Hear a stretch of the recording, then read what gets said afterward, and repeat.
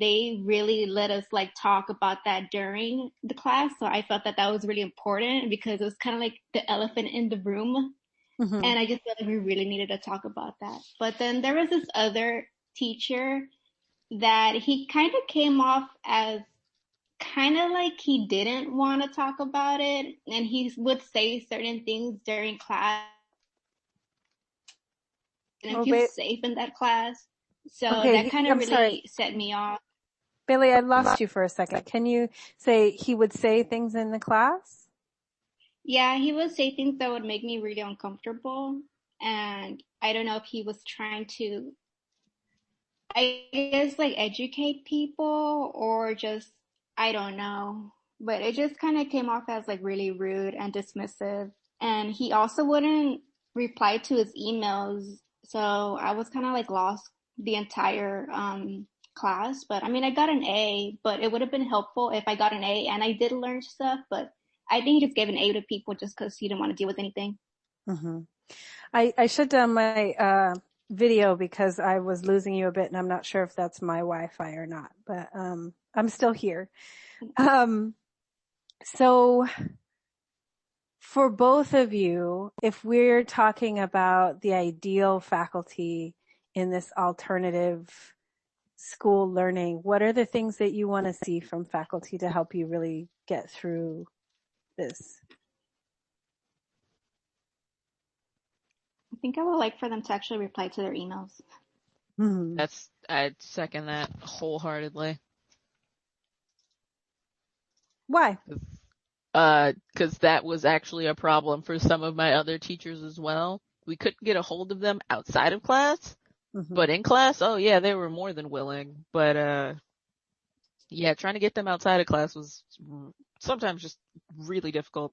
That same teacher I had for linguistics, he also wouldn't reply to emails very quickly or Hmm. ever, and it made it that much harder. But yeah, communication, really big. Hmm. Anything else? I think I would like for professors to like actually stick to a schedule because sometimes professors they kind of like I guess with the COVID thing it was a lot different too. I had a lot of dissections and different projects and we weren't able to do much of it because we were falling behind or sometimes we didn't have the resources on hand because of COVID, so we weren't able to do certain things. So that was kind of frustrating. I guess Hmm. like a lot of teachers weren't prepared for COVID. Yeah, definitely lots of us were not prepared for COVID. So I want to ask the two of you, when was the first time you accessed a service that supported your food, your housing, or your financial security on campus or through campus, I should say? Um, I can admit that I did try the food one for one of the food drives they had last semester, where you just kind of drive through and they toss things in your trunk. I honestly did it at first just out of plain curiosity. But then I realized like, oh, okay, this is kind of cool. Like, this is nice to know that you guys give me staples and I can actually do something with these staples for a little while. So So you said I can admit, and I'm wondering that suggests some feelings. Can you talk a little bit about that? I originally wasn't sure what to expect, because there really isn't any, like, I guess, background to it, really. I had no previous knowledge to it because, the staying at home thing makes it that much harder to talk to other people. So I just didn't know what I was getting into when it said food drive, because to me, Mm-hmm. food drive can literally mean anything. Uh, so yeah, the I can admit is mostly based on, I wasn't sure what to expect, and it was a nice, expectation. Okay. When was the first time you went and got food from campus in that way?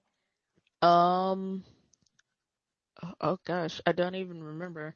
From fall, I'm pretty sure it was sometime in like the first month of the semester, so late August, early September, Like in 2020. 2020.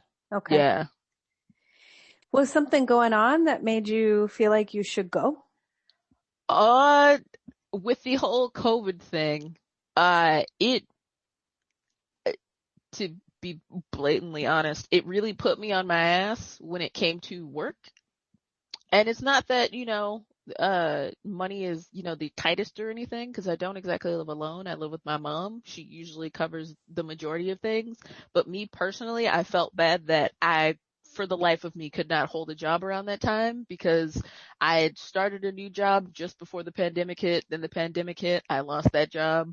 I had to attempt to find another job, and I found another job, and they never scheduled me. So I had to drop out of that job because they never scheduled me. Then I had to attempt to do Postmates, and I couldn't do that regularly because I didn't always have money for gas to do it. So it was a slight guilt on my part, and I felt as though I wasn't attempting to provide anything to the house. So I thought, by going this way, at least I'm helping, maybe not in a major way, but in a very, very little but helpful way. Sure. What kind of work were you doing? Or you just got hired? What was that? What kind of job was that?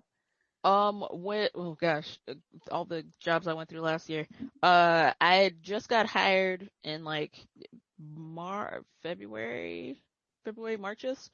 ish, and I was working at the Continental Currency Services, which it's uh a check cashing place in its most general sense. Mhm. And I can admit, very, very difficult job to start. Because I was basically getting paid a little bit over minimum wage to handle thousands of dollars a day, and also attempt to worry about all of these other rules and regulations with going through all of these processes. And it was so much in such a short amount of time, not a lot of money, but they expected us to do it. And then they were kind of just like, hey, yeah, we need to furlough you because COVID makes it hard for us to keep our stuff open. Sorry. And I'm like, oh, okay, cool. And then about 2 months later, they were like, hey, we're just going to fire you. We can't really keep you in the company anymore. And I was like, okay, cool. And I think maybe a week later, I was looking for more jobs and they were hiring again, and I was really irritated. But it's fine. That was one. I tried Burlington. They were just completely unorganized. It was the most unorganized section of attempted work I've ever had in my entire life. They had me come in for training one day, and then they were like, okay, well, your schedule, we'll call you and let you know when your schedule's up. And for about 2 weeks, I never got a call. And then I randomly got a call on a Saturday afternoon, and they were like, hey, are you coming in? And I'm like, what are you talking about? I didn't even know I was scheduled. They were like, oh, you're supposed to check the schedule yourself. I'm like, well, you guys didn't tell me I had a schedule. You told me to wait for you guys to send me the Okay. And they're like, well, are you still coming? And I'm like, I guess I have to put in my 2 weeks because it took you 2 weeks to tell me that I had a schedule. It's COVID has not treated me very nicely. It sounds rough. That you said Burlington, that's like the clothing store, or is it? Yeah, Burlington Coat Factor. Okay. Yeah. Bailey, how about you? Well, let me back up. Catherine, had you gone to the food pantry on campus prior to this? Prior to this, no, I hadn't. I knew it existed, but I had felt I had no reason to go. Okay. You had full access to food. You never had a challenge with food or resources? Yeah, at that time I had a job, and I felt like, okay, cool. I'm still providing with the job I had, but the whole losing the job thing just made me feel like I was doing nothing, and it felt like a way to attempt to do something. Sure. Thank you. Bailey, how about you? What kind of services or supports have you accessed? The CalFresh program and the beach pantry.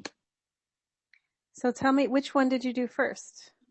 I think I did the CalFresh program. They helped me apply. I went to see a therapist at school, and then I was telling her all my problems, and then I was telling her how I was really broke and didn't have a job. So she gave me a list of all